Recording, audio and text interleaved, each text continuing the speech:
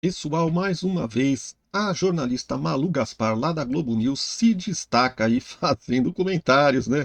Dessa vez ela desceu a lenha ali no ministro Flávio Dino do STF. Ela está se tornando especialista em desmascarar a hipocrisia dos ministros do STF. Ela é muito boa jornalista, ela não tem medo de falar as verdades e vem se destacando. Ela é uma figura diferenciada ali na Globo News, né? A gente percebe que os outros ficam até meio assustados com as coisas que ela fala, né? Ela é boca solta mesmo, não perde tempo, já vai falando logo a verdade, sem se preocupar com as consequências, né? E os outros comentaristas, a gente percebe que eles ficam assim preocupados, né? E tentam até dar umas remendadas assim para minimizar as falas dela. E então dessa vez ela estava detonando o Flávio Dino e também depois o pessoal lá do Senado, né? Porque o Senado agora está prestes a aprovar a, a indicação do Lula, né? Do Jorge Messias, né? O famoso garoto de recado da Dilma Rousseff, quando o Lula estava para ser nomeado, né? Ministro da Dilma, para fugir da justiça. Então esse Jorge Messias ele foi o garoto de recado da Dilma Rousseff e agora o Lula resolveu, né? Presenteá-lo, nomeando como ministro do STF, né, como ministro do STF. Porém, todo mundo sabe que esse cara não tem preparo para isso, não tem qualificação, e é uma vergonha, né? E aí tá uma briga porque o Davi Alcolumbre ele não queria que essa indicação, né? Ele queria que fosse o Eduardo Pacheco quem fosse o ministro do STF, e aí ficou uma briga, o Lula ficou brigando aí com o Davi Alcolumbre por um tempo, tal, no fim o Lula resolveu indicar logo, porque se não indicasse agora, cada vez o risco ia ficar maior dele não ser aprovado por conta das eleições aí. E então tá uma confusão por causa disso aí também, né? E a votação agora, a votação não, eles vão inquirir, né, o Jorge Messias lá no Senado, né, fazer aquela avaliação, né? Onde eles fazem perguntas para saber se realmente ele está qualificado ou não, mas é tudo um teatro, vocês sabem, isso é um teatro. Na verdade, aparentemente ele já tem 47 senadores já engatilhados para votar nele, né? Já está tudo certo. Ele vai passando lá de sala em sala, de senador em senador e prometendo coisas para que ele consiga ser aprovado, né? E é uma vergonha esses senadores, né? Muitos até de direita que foram eleitos para votar contra essa bandalheira estão aí aprovando os ministros do STF que o Lula indica. Aprovaram o Zanin, aprovaram o Flávio Dino e agora provavelmente vão aprovar o Jorge Messias, né? Isso é favas contadas, né? Tudo comprado, a gente sabe como é que funciona essa indicação aí ao STF, né? Essa avaliação do Senado é uma palhaçada, é um teatro, é uma mentira, não tem sentido nenhum. Nem precisava fazer essa avaliação para ser desse jeito que é, nem tinha sentido fazer, né? Mas, pessoal, eu já falei demais aqui, vamos mostrar então a Malu Gaspar. E depois, no final, pessoal, antes, só para mim não esquecer, o Josias de Souza desceu a lenha no Congresso do PT. Ele disse que o plano de governo do PT é vergonhoso, que eles estão prometendo coisas que eles, em 20 anos que eles estão no poder, não cumpriram, então que é decepcionante, é uma vergonha. E vocês vão ver, tá sensacional esse conteúdo aqui, pessoal. Fica até o final que vale a pena. Só não esquece de deixar o seu like, se inscrever no canal e acionar o sininho das notificações, hein? Vamos lá, pessoal!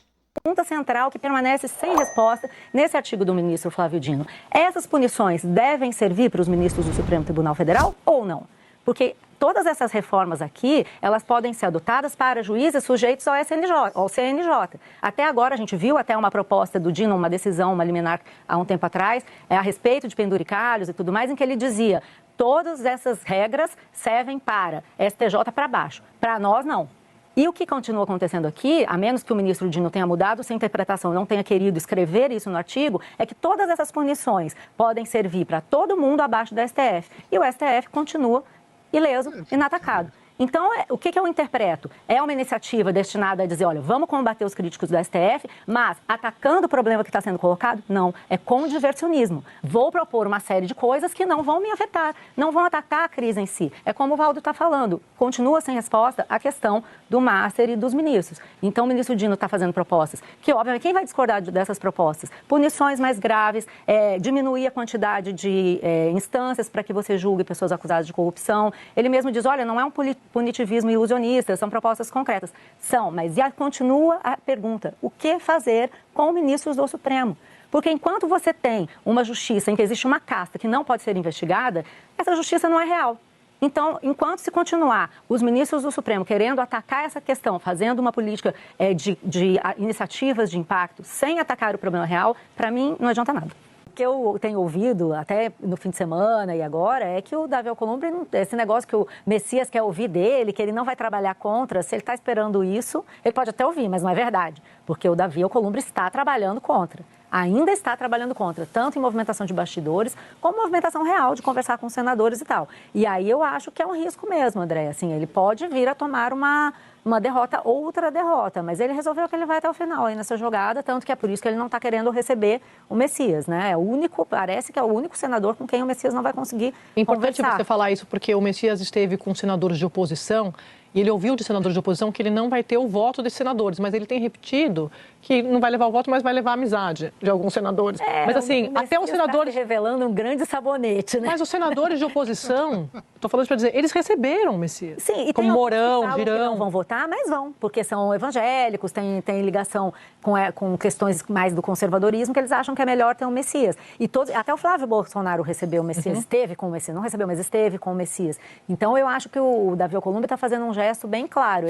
Eu não sei também se é só essa questão do Pacheco, André, porque a gente sabe que no Supremo também tem um pessoal que não quer o Messias, né? O Flávio Dino é um, o Alexandre de Moraes é outro, por conta dessa correlação de forças que você acabou de retratar aí. O Messias vai fazer um grupo com Mendonça, com Zanin, não é a galera do Alexandre de Moraes nem do Dino, tem essa visão. E o Alcolumbre joga junto com o Alexandre de Moraes muito, não com o Dino, mas com o Alexandre de Moraes sim. Então tem um jogo acontecendo nos bastidores e aí a gente vai ter que ver o resultado dele. Mas o que eu vejo acontecer, principalmente nos bastidores, das pessoas que ligam, que falam, é que o Davi Alcolumbre não está conformado. Ele vai continuar tentando atrapalhar a vida do Messias. Josias, você escreveu sobre esse manifesto. Um detalhe sobre essa questão aí do Messias, né? O André Mendonça, eu acredito que ele vem fazendo um bom trabalho, vocês devem concordar comigo, ele vem fazendo um bom trabalho, mas tem um fato que pega pra valer, hein, nesse André Mendonça. Ele está apoiando a ida do Jorge Messias para o STF. Isso não dá para perdoar, né? Só porque ele é evangélico, única e exclusivamente porque ele é evangélico. Ora, porque ele é evangélico, ele não deixa de seguir essa ideologia demoníaca praticada pelo PT, né? Manifesto do PT hoje na sua coluna no UOL. Em verdade, eles aprovaram 3 documentos, né? Um deles, esse manifesto, se dedica a suavizar os outros 2. Que é tática eleitoral e diretrizes para o programa do 4º mandato do Lula. E se você considera os 3 textos em conjunto, eles, na prática, expõem planos que o governo do PT não foi capaz de realizar. Então, na tática eleitoral, no programa de governo, o PT fala de Banco Central e trata o Banco Central como um bode expiatório. Defende juros de 1 dígito, sem mencionar o desequilíbrio fiscal, que justifica a taxa de juros do Banco Central, segundo a ótica da diretoria do Banco Central, e no manifesto o bode sai da sala. O Banco Central não é sequer mencionado no manifesto.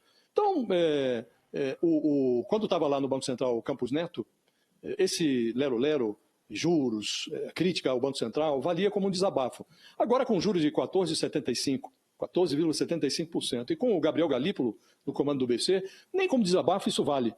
E aí vem à memória o governo da Dilma, numa época em que o governo do PT, cortou os juros para 1 dígito na marra. Deu inflação, recessão e mais juros. No manifesto, o PT defende a reforma política e eleitoral, com o fim das emendas orçamentárias. Desde que chegou ao poder, em 2003, o PT fala em reformar a política.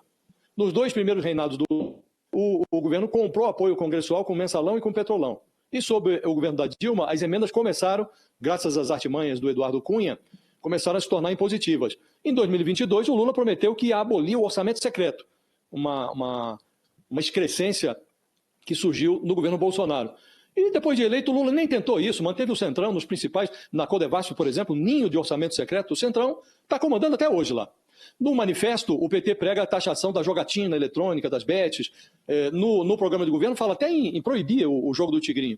Mas o partido se esquece de que foi neste governo do Lula, no pressuposto de que renderia bilhões ao Tesouro por meio de licenças e tributos, que essa jogatina, esse cassino que está disponível no celular dos brasileiros, ganhou impulso, né? E isso deu no endividamento das famílias, no mau humor do eleitorado com o governo. Então essas discrepâncias, Diego, mostram que o partido não conseguiu mostrar algo que seja sedutor para essa campanha. O que é que o PT tem a oferecer? Aí vem com a reforma do judiciário, num documento rosna para o Supremo, diz que é preciso acabar com a promiscuidade entre juízes e empresários. No outro, no manifesto, esse que é o documento mais enaltecido pelo partido, aí fala de uma reforma do judiciário, água com açúcar, para estimular a autocorreção, fortalecer o Estado de Direito. Então o partido não sabe muito bem o que quer. E aí no encerramento do Congresso do PT, o Edinho Silva, que é o presidente da legenda, disse que há um sentimento antissistema,